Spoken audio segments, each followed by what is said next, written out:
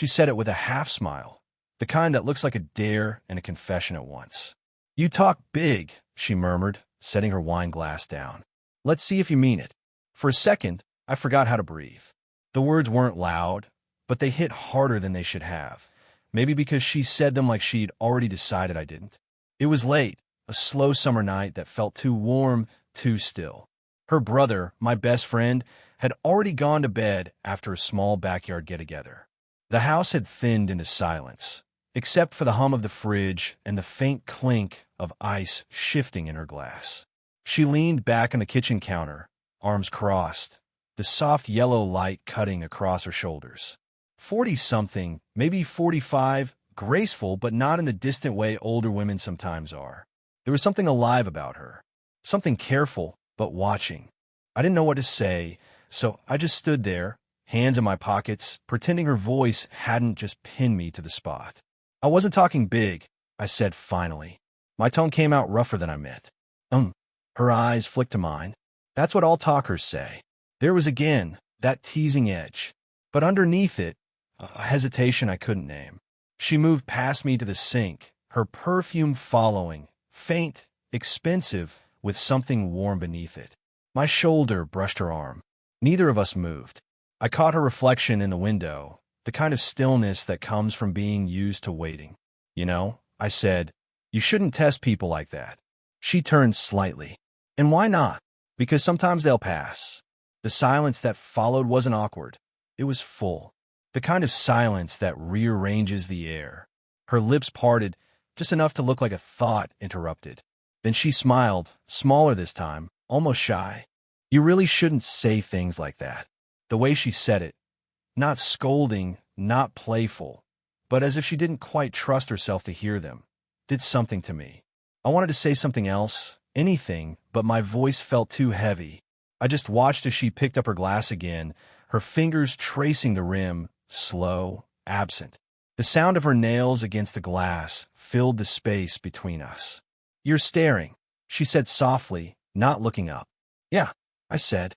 "No epaligi." Finally, she met my eyes. For a moment, she didn't look away, not the way older people do when they remember they're supposed to be wiser. She just looked. There was a flicker in her eyes, not fear, not guilt, but recognition. Something in her posture changed, shoulders softening, breath catching the tiniest bit. She set her glass down again. "You're too young to mean it." "Try me," I said before I could stop myself. A pause, then a slow, measured laugh, quiet enough to sound like she didn't want to. "You really don't know what you're asking for." Her voice had dropped lower. The air felt thicker. I didn't answer. Couldn't.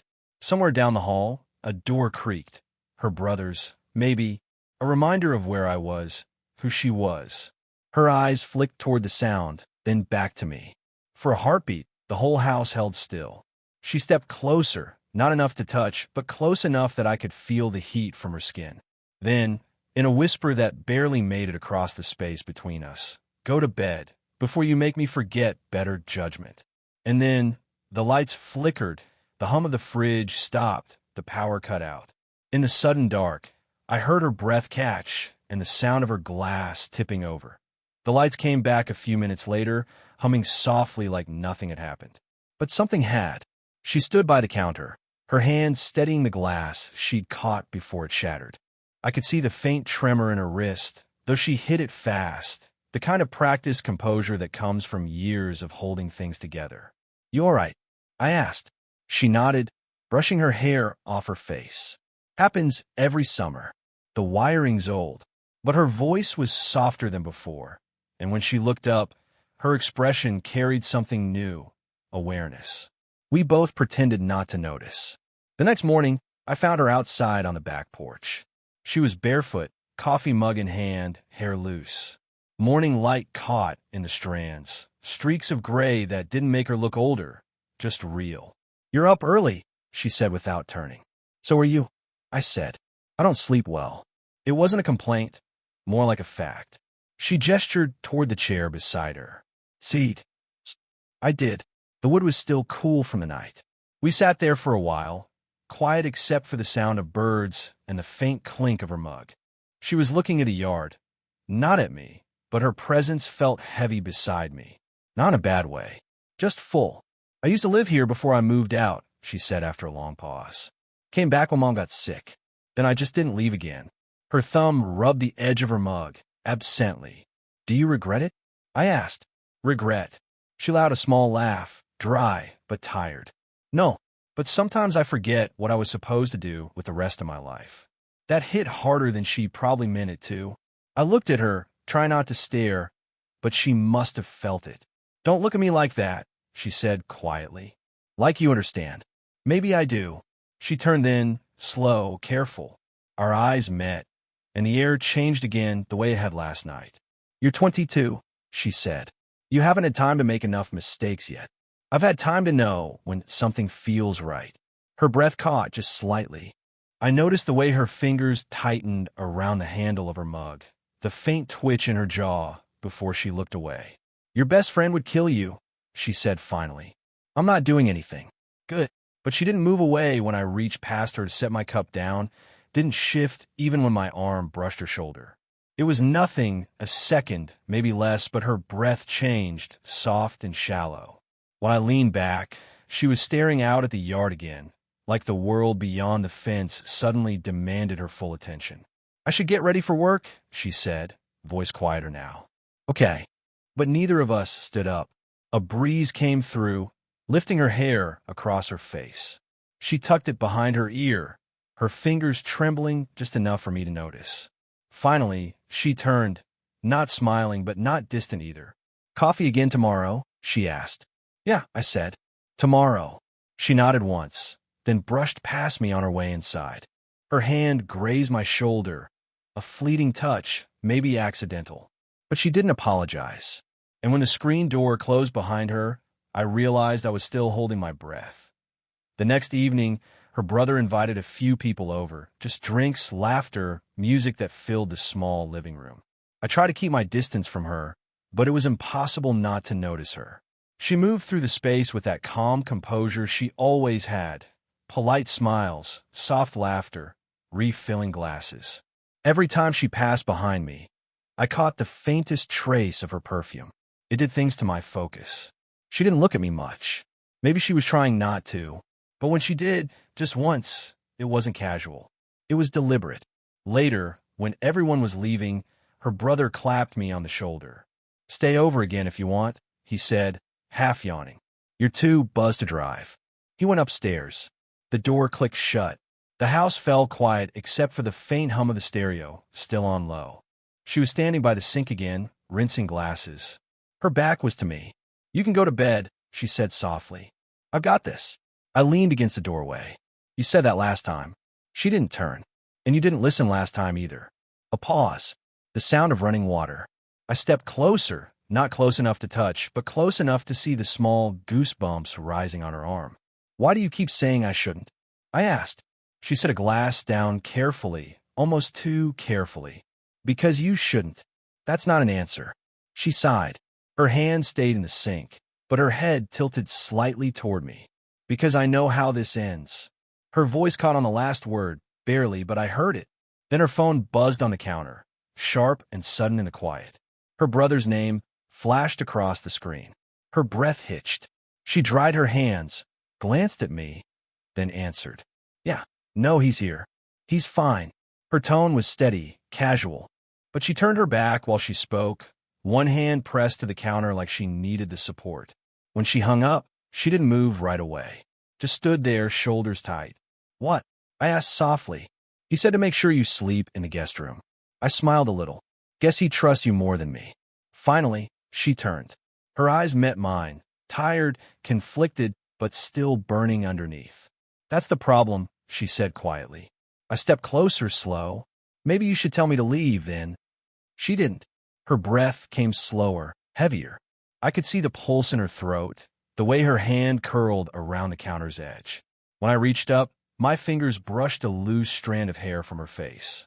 She froze, but didn't step back. Don't, she whispered. I should have, but I didn't. The space between us felt like static, close enough to feel her warmth, too close to think straight. You're making this harder, she said, her voice barely there. I think you already made it hard. I whispered back. For a second, one suspended, fragile heartbeat. She leaned in. The air changed. Her lips parted, maybe to speak, maybe not. And then, footsteps on the stairs. We jumped apart too fast. Her brother's sleepy voice called down. You guys still up? She answered first, quick, steady. Just cleaning up. Go back to bed. He grunted something, door closed again. Silence. She exhaled, eyes shut. Then, slowly, looked at me. This is stupid, she said, but her voice trembled. Yeah, I said. It is. Neither of us moved. And then, without thinking, I reached for her hand. She didn't pull away. The next few days, we pretended nothing had happened. Pretended the air didn't shift every time we passed each other in the hallway. Pretended I didn't replay the way her fingers had stayed tangled with mine for that single heartbeat before she let go. But pretending only works until the silence starts to ache. It was Friday night. Her brother had gone out of town for the weekend. I stopped by to drop something off, a charger I'd borrowed. At least that's what I told myself. When she opened the door, she looked surprised. You could have waited till Sunday, she said. Yeah, I said. Could have. Her eyes narrowed, but there was something else under it, curiosity, maybe, or fatigue from holding back too long. She stepped aside. Fine. Come. The house was quiet.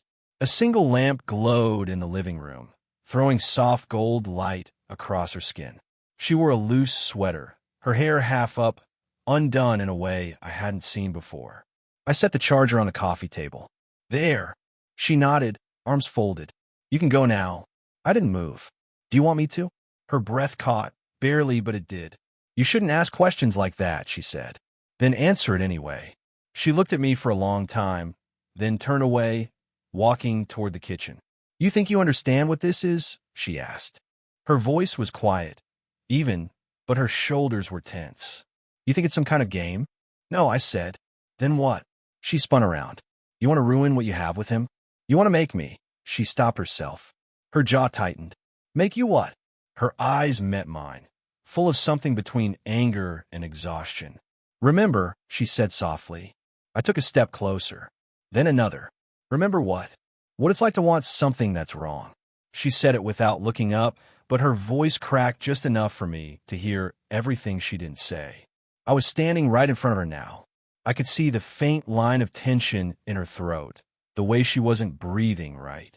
Maybe wrong isn't always bad, I said. She gave a small laugh, shaky, almost bitter. You're too young to mean that. I reached out, my hand brushing her hair away from her face. Her eyes fluttered closed for half a second. When she opened them again, the distance between us had disappeared. Her sweater brushed against my chest. I could feel her breath against my collarbone. You should go, she whispered. Say it like you mean it. She didn't. Her hand came up, resting lightly on my chest, not pushing, just there. I could feel her pulse through her fingers. This can't happen, she said, but her voice had lost its conviction. Then tell me to stop. I can't. The silence that followed was louder than anything we'd said. The space between us tightened, filled with everything unsaid, everything reckless.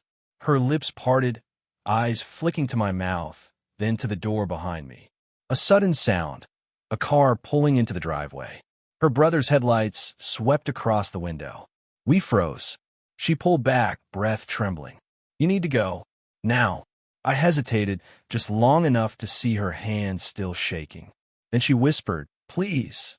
I didn't sleep that night. Her voice kept looping in my head, the please that wasn't quite about leaving. By morning, I'd convinced myself it was over, that I pushed too far. Then my phone buzzed. Can you come by? Just to talk. No punctuación. Just that. When I got there, she didn't open the door right away. I heard footsteps, a pause, then the latch turning. She looked different, composed again, but her eyes were rimmed with fatigue. She stepped aside without a word. The living room was quiet, blinds half drawn, soft daylight cutting uneven stripes across the rug. Where's your brother? I asked. Gone. Work trip. Her tone was careful, every word measured. I shouldn't have called, she added, but I need to tell you something. The way she said it, like a confession and a warning in one breath, made my stomach tighten. She didn't sit, just stood by the window, fingers resting on the sill. He knows, she said finally. What? My brother. He heard us last night. The words hit slow, like sinking into cold water. Ow. He came back early. Heard voices in the kitchen before he came in. He didn't say anything this morning, but he looked at me like... She stopped, pressing her hand to her forehead. God. I stepped toward her. What did he say? Nothing yet. That's the part that scares me. She turned then, eyes sharp but glistening. Do you have any idea what this would do if he knew what's really been happening between us? Nothing's happened, I said automatically. Her laugh was low, humorless. That's not what it looks like. She brushed past me, heading toward the kitchen. The movement brought her close, too close, her shoulder grazing my chest. She didn't pull back fast enough. I caught her arm gently. You didn't lie to him, did you? She froze. What? Last night. You told him I was fine. You didn't tell him I was still here. Her silence answered for her. I let out a breath. So you lied for me. Her jaw tightened. Don't make that sound like something noble. It was stupid. Then why do it? She looked up at me, and there it was. The truth she'd been trying to bury. Because I didn't want him to walk in and see the way you were looking at me, she said softly. Because I didn't want to see what that would do to me. Her voice cracked on the last word. For a long moment, neither of us moved. The air felt heavy, electric. She tried to pull away, but I didn't let go. Say it, I said quietly. Say what? That you don't want this. She didn't, couldn't. Instead, she stepped closer, her forehead resting against my chest for just a second. The smallest, most dangerous surrender. I told him you'd be gone today, she whispered. So go. I don't want to. Her breath trembled. Then stay and ruin everything. I swallowed hard. Maybe it's already ruined. She looked up at me then, eyes glassy, lips parted, too close again. Her hand came up, fingers brushing the side of my neck. A pause. A heartbeat. Then she said, barely audible, don't make me choose. It rained that night. Not hard, just steady enough to make the house feel smaller. The kind of rain that quiets everything except your own thoughts. I told myself not to go back. Told myself to stay home, forget it, let it fade. But I went anyway. She opened the door before I could knock, like she'd been standing there waiting. No makeup, hair damp from the shower, sweater hanging loose on one shoulder. You shouldn't be here, she said. I know. Her eyes searched mine, as if she wanted to hear another reason, one that would make it easier. Did he call you? I asked. She shook her head. No, but he will. And when he does, her voice trailed off. The rain tapped against the windows. The air between us felt charged. Not new anymore, just dangerously familiar. I don't want to keep pretending this didn't happen, I said. It didn't. Yes, it did. She turned away, hugging her arms. You're just a kid who doesn't understand consequences. Stop saying that. She faced me then, fast, sharp. Because it's true. I stepped closer. Then why are you shaking? Her breath hitched, barely visible in the low light. She didn't back away this time. I could smell her skin, clean, warm, rain-washed. I can't do this to him, she whispered. I'm not asking you to. Yes, you are. Every time you look at me like that. I didn't deny it. Couldn't. Her hand came up, meant to push me back, I think, but instead rested flat against my chest. Her fingers trembled. I've been alone a long time, she said quietly. You don't understand what that does to a person. I think I do. Her eyes flicked up to mine, raw, uncertain. And what happens when you stop meaning it? When this just becomes a story you tell someone else? I won't, I said. Her lip quivered, a soundless, almost laugh. You talk big. I smiled a little, barely. Then let me prove it. For a second, neither of us moved. The rain softened outside, and the silence between us became unbearable. She took a slow step closer, inches now, our breathing the only sound in the room. Her forehead brushed mine, a ghost of contact. I'm scared, she whispered. Me too. And then she kissed me, soft at first, then with the kind of trembling need that comes after too many nights pretending not to care. It wasn't a perfect kiss. It was desperate, uneven, real. When she pulled away, she didn't look at me right away. Her eyes stayed closed, as if holding the moment still. Then, softly, you should go before I change my mind. I nodded, but I didn't move. We stood there, still breathing the same air, both knowing something had already changed. Her eyes opened finally, steady this time. "Now you mean it," she said. Morning came slow, gray, and quiet. The rain had stopped, but the world outside still felt washed clean. Damp air, soft light, a kind of hush that made everything sound smaller. I woke up on the couch, blanket half slipped to the floor. For a second, I wasn't sure if last night had actually happened. The kiss, the silence that followed, her whisper telling me to go. But then I heard movement in the kitchen. The sound of a kettle, the faint clink of a mug. She was there. I sat up. She turned at the sound, hair pulled back, sweater hanging off one shoulder. Tired, but beautiful in a way that didn't need trying. "You stayed," she said. I couldn't leave. Her lips twitched. Not quite a smile. Figures. We stood there, neither of us sure what came next. There wasn't the same tension anymore. Not gone, but changed. Softer. Real. She set a mug in front of me. "Coffee," she said, "since that's apparently our thing." I took it. Our fingers brushed, small, accidental. But she didn't pull away. For a while, we just stood by the counter, sipping quietly. The kind of silence that wasn't heavy anymore, just comfortable. Finally, she said, "I called him this morning. My brother." I froze. "What did you tell him?" "The truth," she said simply. "That I'm not proud of how I handled things, but I'm not ashamed either." My chest tightened. "And he'll need time." She looked down at her mug. "But so will I." That hurt, and yet it didn't. It sounded like the first honest thing either of us had said in weeks. "I don't expect anything," I said quietly. "I know." We both smiled then, small, sad, real. She reached out, brushing a hand along my jaw. "You surprised me, you know that?" "How so?" "You didn't turn out to be a story. You stayed." I didn't know what to say to that, so I just took her hand and held it. Her fingers tightened around mine. We stood like that for a long time, letting the quiet do what words couldn't. The window light shifted across her face, soft and gold. Finally, she said, "This isn't simple. I don't want simple." She laughed, tired, gentle, almost relieved. Then she stepped closer and rested her forehead against mine. "I don't know what happens next," she whispered. "Then we'll find out." The world outside started to brighten. The smell of coffee filled the room. She leaned in, pressed her lips to my forehead, slow, lingering, and for the first time, neither of us pulled away. No big promises, no perfect ending. Just this, her hand in mine, her eyes steady, the quiet understanding that something impossible had become real. Did you enjoy the story? What kind of stories would you like to hear next?